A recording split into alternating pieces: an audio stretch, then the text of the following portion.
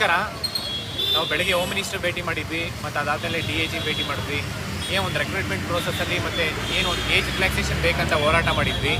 Age relaxation ಬಗ್ಗೆ ನಾವು home minister, ADGP ಮತ್ತು DIG ಸರ್ ಅವ್ರ ಮೀಟಿಂಗ್ ಅಸೆಂಬ್ಲಿ ಆಗ್ತಿದೆ, ಅದು ಮುಗ್ದಾಗಿದ್ದ ಕೂಡಲೇ ಇಮಿಡಿಯೇಟ್ ಮೀಟಿಂಗ್ ಕರೆದು ಆ ಒಂದು ಏಜ್ ರಿಲ್ಯಾಕ್ಸೇಷನ್ ಬಗ್ಗೆ ಅಂದರೆ ಕಂಪೇರ್ ಟು ಅದರ್ ಸ್ಟೇಟ್ಸ್, ಬೇರೆ ಬೇರೆ ಸ್ಟೇಟ್ಸಲ್ಲಿ ಏನು ಏಜ್ ರಿಲ್ಯಾಕ್ಸೇಷನ್ ಇದೆ, ಏಜ್ PC ವಯೋಮಿತಿ ಇದೆ, ಅದನ್ನು ಕಂಪೇರ್ ಮಾಡಿಬಿಟ್ಟು ನಮ್ಮ ಕರ್ನಾಟಕದಲ್ಲೂ ಜಾಸ್ತಿ ಮಾಡ್ತೀನಿ ಅಂತ ಒಂದು ಭರವಸೆ ಕೊಟ್ಟಿದ್ದಾರೆ.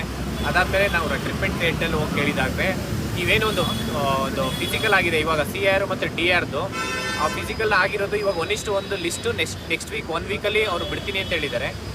ಅದ್ರ ಜೊತೆ ಏನಪ್ಪ ಅಂದರೆ ಹೊಸ ಒಂದು new notification almost 2700 notification 10th ಮೇಲೆ ಕರೀತಾ ಇದ್ದಾರೆ.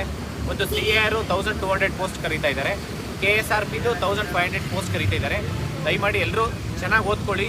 ಮತ್ತು ಮುಂದೆ ನಾವು ನೋಡೋಣ, ಒಂದು ವಾರದಲ್ಲಿ ಏನಾದರೂ ನೋಟಿಫಿಕೇಷನ್ ಆಗೋಕ್ಕೆ ಮುಂಚೆ ನಮಗೆ ಏಜ್ ರಿಲ್ಯಾಕ್ಸೇಷನ್ ಆಗಬೇಕು. ಅದ್ರ ಬಗ್ಗೆ ನಾವು ಹೋಮ್ ಮಿನಿಸ್ಟರ್ ಹತ್ರನೂ ಮನವರಿಕೆ ಮಾಡಿದ್ದೀವಿ, ಮತ್ತು DIG ಸರ್ಗೂ ಭೇಟಿ ಮಾಡಿ ಅವರಿಗೆ ಹೇಳಿದ್ದೀವಿ. ಅವ್ರು ಆಯಿತು ಅಂತಲೇ ಹೇಳಿದ್ದಾರೆ ಮೀಟಿಂಗಲ್ಲಿ.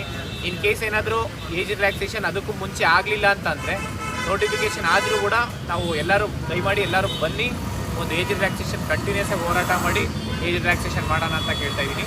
Thank you so much. ನಮಸ್ಕಾರ.